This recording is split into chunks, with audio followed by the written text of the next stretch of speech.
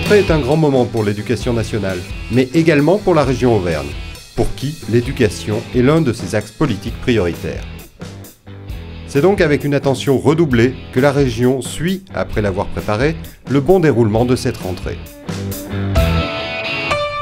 Aujourd'hui, pour cette rentrée scolaire, le Conseil régional a tenu à être présent pour finalement partager cette atmosphère de première journée d'année scolaire, d'échanger avec la communauté éducative, les professeurs, les proviseurs, les agents des lycées, les lycéens et bien sûr aussi les parents d'élèves, et surtout pour mesurer et apprécier comment les crédits publics sont affectés dans les lycées.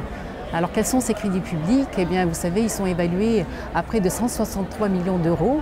Si on considère juste l'éducation, auquel on peut ajouter 51 millions donc, pour l'apprentissage, les formations sanitaires et sociales.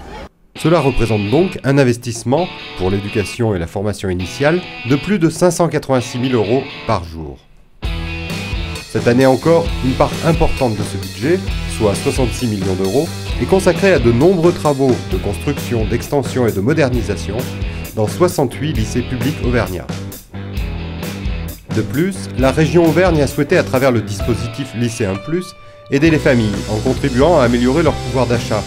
Cela se traduit par la mise en place de la gratuité des manuels scolaires et l'aide à l'acquisition du premier équipement des lycéens et des apprentis.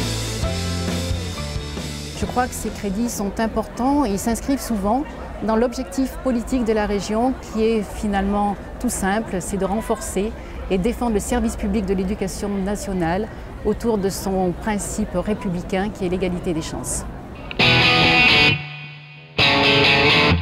Cette rentrée, vous le savez, est marquée par un nouveau cycle, celui de la jeunesse, grande cause régionale. Nous avons affiché cette ambition pendant la campagne des régionales.